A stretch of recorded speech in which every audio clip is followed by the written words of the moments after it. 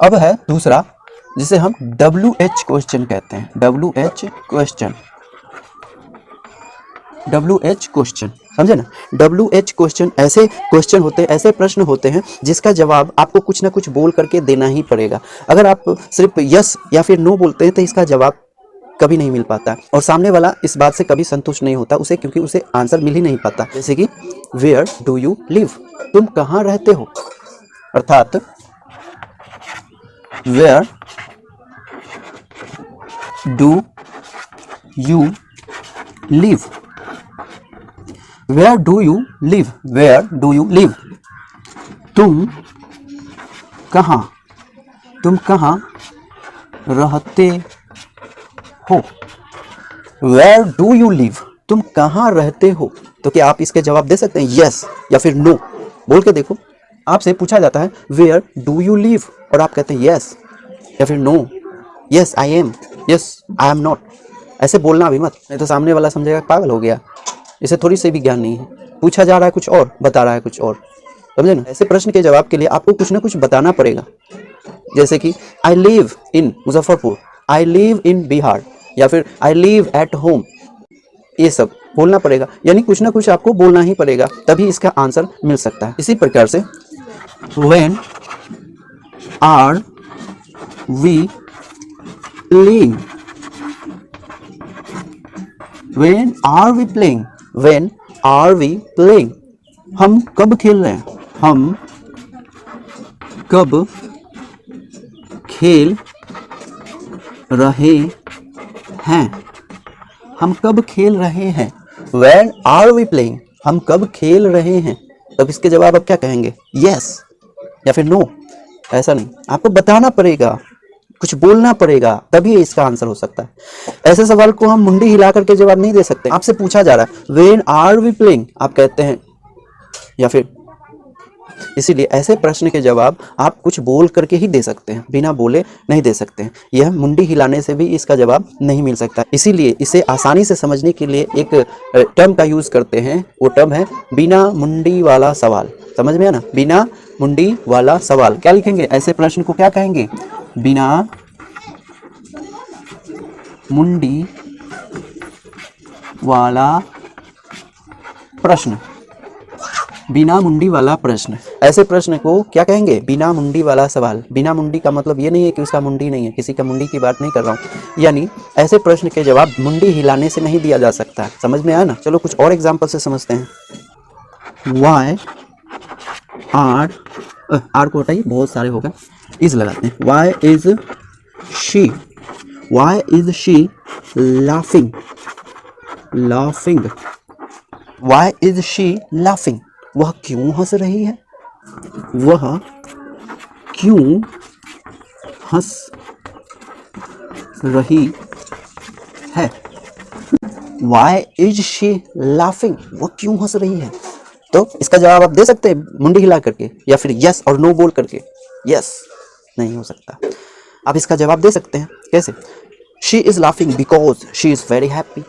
कुछ ना कुछ बोल करके ही ऐसे प्रश्नों के जवाब दिए जा सकते हैं। इसीलिए तो इसे WH क्वेश्चन कहते हैं। WH क्वेश्चन क्यों कहते हैं, आप समझ में आया आपको? नहीं, यहाँ देखो WH लगा हुआ है, यहाँ भी WH लगा हुआ है और यहाँ भी WH लगा हुआ है।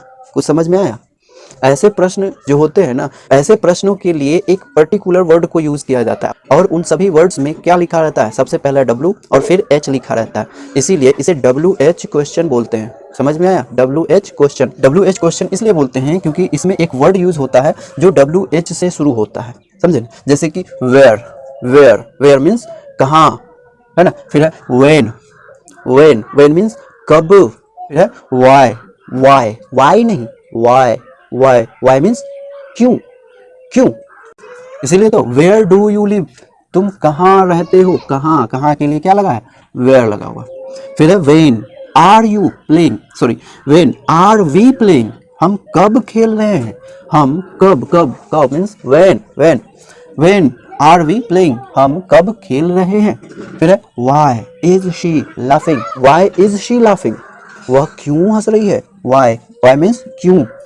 इसी प्रकार से क्या लिख सकते हैं, विच। यहाँ भी देखो WH से शुरू हुआ ना, है ना। इसीलिए विच इज योर क्या लिखे, विच इज योर फेवरेट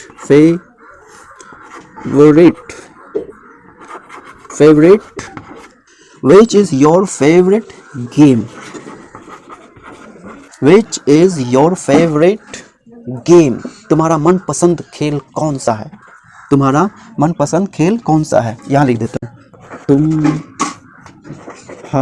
तुम्हारा मन पसंद खेल कौन सा है, तुम्हारा मनपसंद खेल कौन सा है। विच इज योर, सॉरी यो हल्का हुआ, यहाँ योर होना चाहिए। Which is your favourite game, तुम्हारा मनपसंद खेल कौन सा है ना। तो यहाँ भी WH वाले वर्ड लगे हुए हैं ना, इसीलिए ऐसे प्रश्न के जवाब यस या फिर नो या फिर मुंडी हिला करके नहीं दिए जा सकते हैं। इसके लिए आपको कुछ ना कुछ तो बताना ही पड़ेगा, तभी जा करके इसका जवाब संतुष्ट होगा और सामने वाले संतुष्ट होंगे। समझ में आया? तो समझ में आया WH क्वेश्चन के बारे में, ठीक ना। तो आप इसे नोट कीजिए।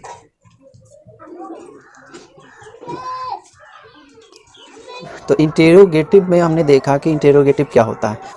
अब एक प्रश्न पर गौर करें कि क्या इंटेरोगेटिव सेंटेंस को नेगेटिव में लिख सकते हैं, यानी कोई इंटेरोगेटिव सेंटेंस नेगेटिव हो सकता है।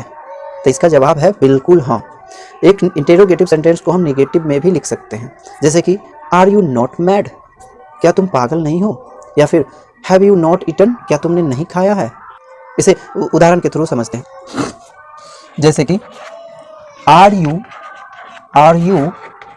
मैड, इसे नेगेटिव बनाने के लिए हम इसमें क्या करेंगे, नॉट लगा देंगे। Are you not mad, are you not mad, क्या तुम पागल नहीं हो। आर यू मैड, क्या तुम पागल हो। आर यू नॉट मैड, क्या तुम पागल नहीं हो।